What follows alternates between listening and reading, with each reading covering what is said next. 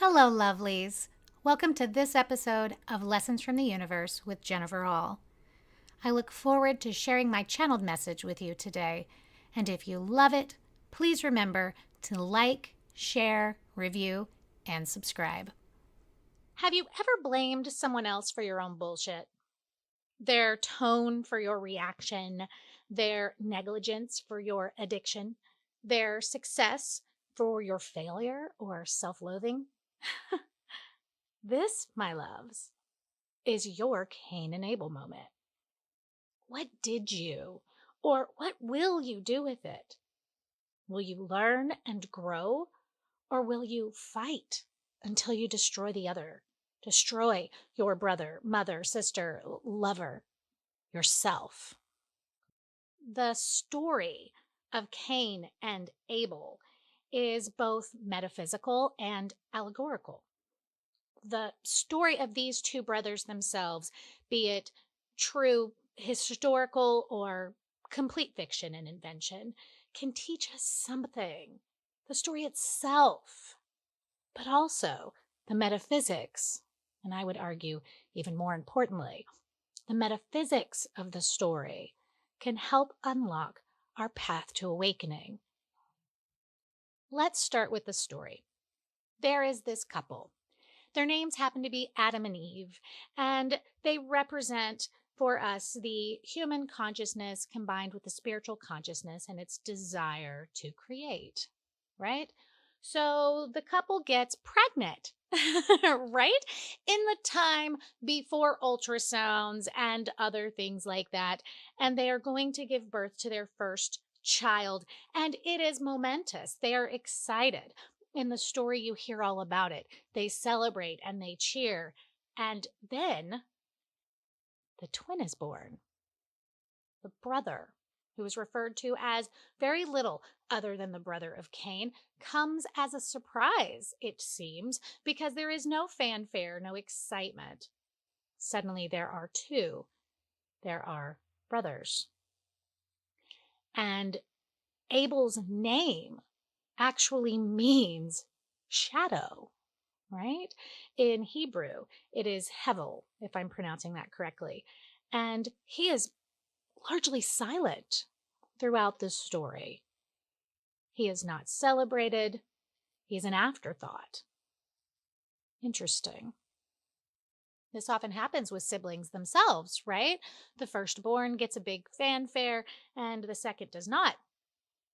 And it's important to note, I think, maybe it's just a mom of twins thing, but there is no mention of a second conception. So based on how the Bible tends to tell us every little detail in lineage, it makes sense that these two would be twins. Metaphysically, of course, representing two sides of us, right? Cain representing the physical body and the ego, and Abel, the mind that controls those functions and is more spiritual, though not fully enlightened. So these two play roles in the family, as most families do, but especially back in the day when there was so much work to be done. Cain is the tiller of the ground. He does plants. He lives that mostly sedentary life where he is watching the plants grow, while Abel is the keeper of the sheep, right? He has to wander with them. He and his dog, and they go and they take care of the sheep, right? So Abel is out moving around, paying attention, chasing all these creatures, and he comes back in one day and learns that Cain has prepared an offering, a sacrifice to the Lord. Now, you can take Lord to mean that he was actually sacrificing something for God. It could be that he was preparing a meal for his family, or, of course, metaphysically, the Lord is the law, spiritual law, cause and effect. Okay? So Cain has prepared this. He has collected the fruit from the ground. Now, side note, that does mean the lowest quality of his gatherings, but he is prepared this, and Abel comes home and sees this and says, well, shit, I better participate too. And so he also prepares an offering, but he takes the best of the herd and he brings it. So whether this is a meal for his family or a sacrifice that we tend to think of when we see biblical movies is irrelevant, right? This comes in, and of course, Cain's first reaction is, well, shit, he just outdid me. And then that is magnified by the reaction, right? In the story, it is the reaction of the Lord. Perhaps it was the reaction of their parents. Abel is praised for what he has brought, and Cain receives little, if any, admiration or thanks.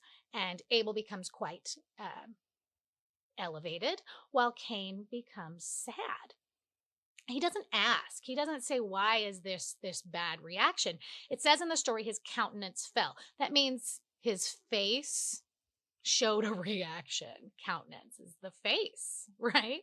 And the Lord asks him, what's your deal? And he doesn't say anything. He doesn't ask for an explanation. And then any of us who are parents know that maybe the reaction wasn't to the gift. Maybe it was that Cain is there all the time and Abel's been gone for days. And oh my gosh, my son is finally home from chasing off with his sheep and all that stuff, right? Irrelevant. Cain never asked for any understanding or any explanation, right? And he doesn't get one. He feels rejected. He feels less than. And based on everything in the text, it sounds as if this is the first time that this person, this child, adult, however old he was, has ever really been rejected. Have you ever failed? If you waited too long in life to fail, it was definitely harder, right? We have to be grateful for failure, right? It teaches us that failure is acceptable, that it is possible.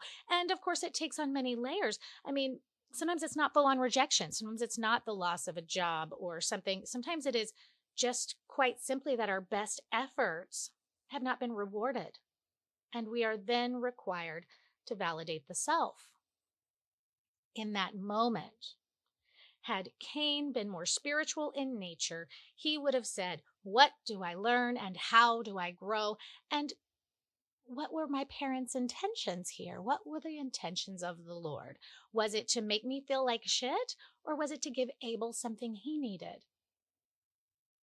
If he had been looking for the lessons in all of it, the story would have turned out so much differently. And what about rejection? Can you handle rejection and move on? Or do you seek to put that blame on someone outside of yourself and even on someone separate from who it is that you really want confirmation and adoration from? Cain was seeking the affection and the appreciation of spiritual law, of the Lord, of his parents. He did not get that. Clearly, he was not performing the task for the task's sake. He was performing it for the reward. That is attachment, and attachment is pain. And so instead of seeking solace, Cain gets sick inside of his own head, his own conversation. And instead of addressing, why do I feel this way? What am I supposed to be learning deep about myself? He creates this inner dialogue within himself that Cain has been wronged by his brother. And so he tells Abel, hey, let's go out to the field together. Now, there's no real explanation of his motive here. In fact, nothing in this story has ever suggested that Cain is a bad person. So Cain could have been aiming for a few things, right? He could have been going to ask his brother for advice on how do I handle the way I feel. He could have been going to tell his brother, what you did made me feel like shit. You purposely, or I feel that you purposely outdid me.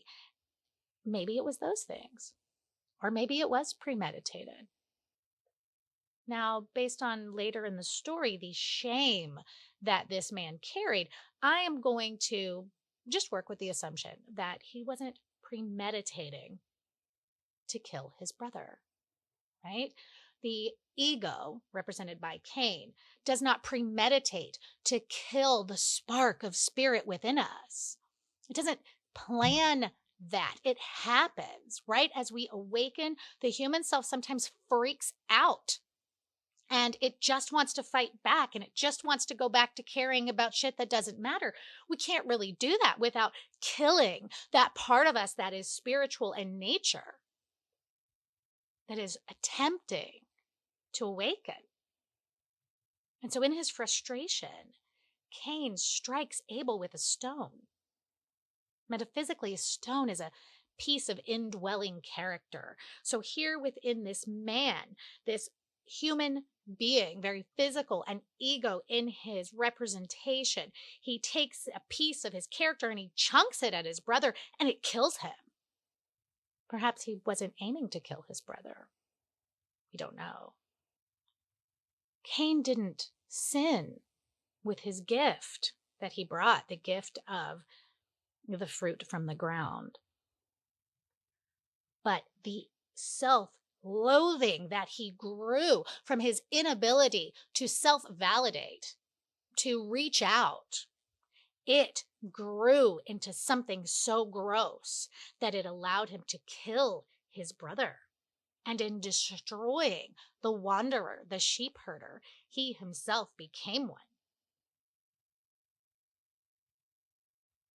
And he went off and he wandered the earth because he assumed that God would react the way he did, that his parents would react the way he did. He said, "Today you have driven me away from the soil. I shall be a fugitive and wander on the earth, and anyone who meets me shall kill me. My brother did me wrong. I killed him. So surely that will happen to me." And of course, God, his parents, whoever you want to place this emphasis upon, says to him, "No, of course not. You are loved." And he leaves and he wanders and he thinks and he is engulfed with both guilt and shame. Guilt because, yes, he did wrong, and shame because he now believes he is gross, that he cannot be recovered. And yet he thinks and he thinks and he grows and he ends up in the land of Nod. He ends up there and he's now a sleepwalker. He has realized the truth, the glimpse that he let his own ego and his lack of self-validation and his inner dialogue run him, and that he did horrible things from that place. Right? For us personally, that can be talking ugly to a partner, putting our anger on them when it's really on ourselves. It can be all kinds of things, but drowning in his own shame, he stays in the land of Nod until eventually he's killed by Lamech. Now, in the story, Lamech is a person, family lineage, all of that, but metaphysically, Lamech is spiritual understanding enlivened by action. No longer will I sit here and sleepwalk. No longer will I drown in my shame. I will wake up and I will change and I will evolve and I will awaken.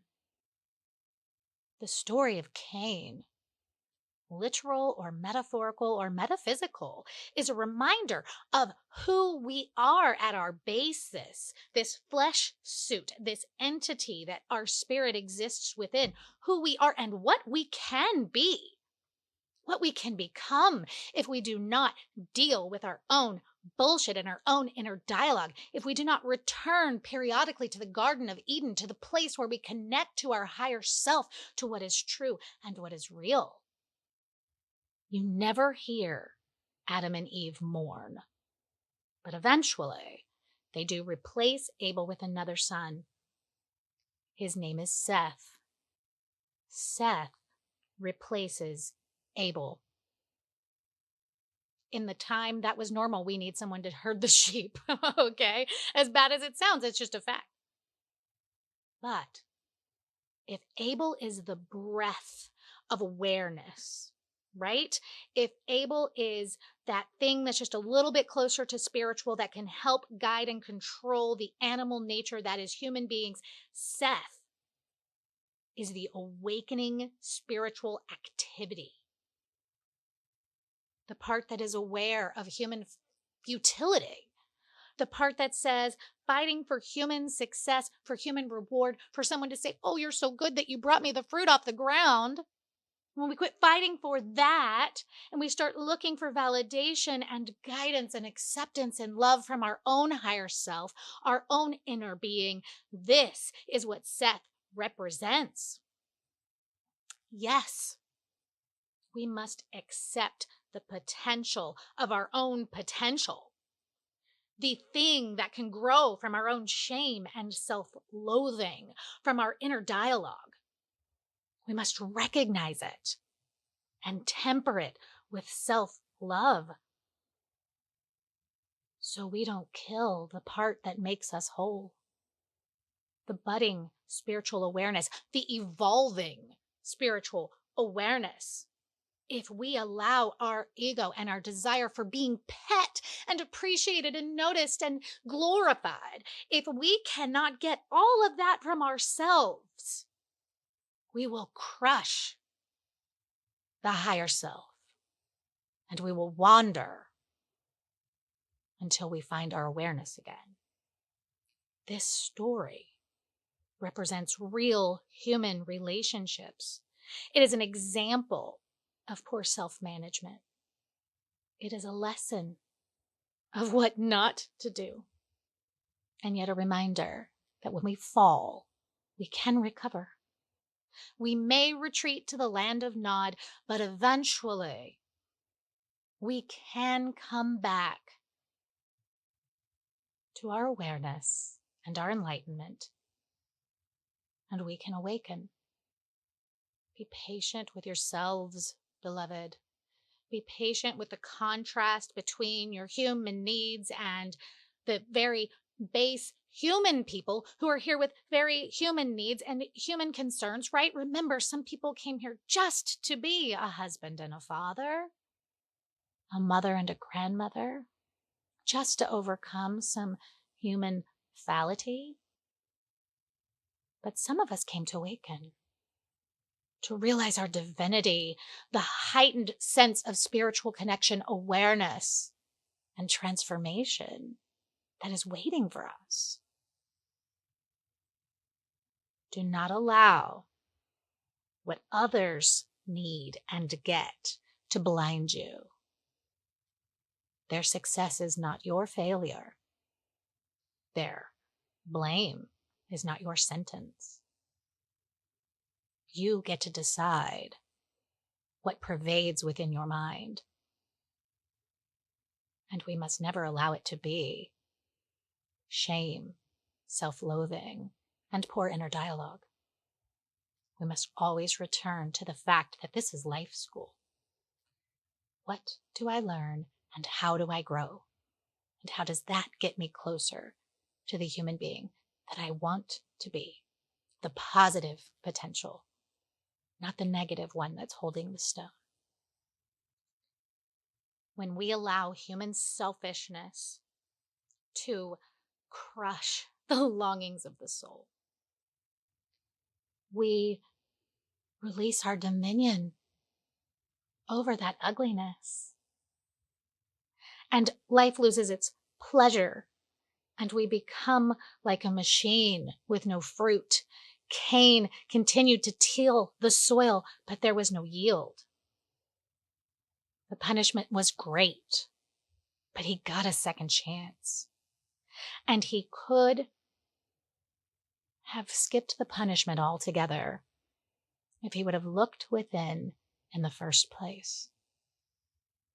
Let that be your first reaction. Every time, every injustice, every slight. What do I learn and how do I grow? Think about it, beloved, and let it become your natural state of being. Good, bad, or indifferent, no matter how wrong another individual may be, No matter how selfish your human mind tells you that they are, look first within. What do I learn? And how do I grow? And what are the threads down within that lead to my own sense of self? Because when that self-validation prevails, awakening speeds up, becomes more easy, more clear, and more real. Highest good to each and every one of you. Highest good, clear minds, and self-awareness.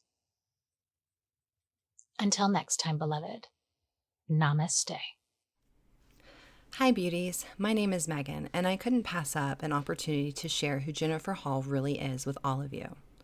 Jennifer is a gifted woman who loves to share the tips and tricks of mastering lessons from the universe through real-life experiences.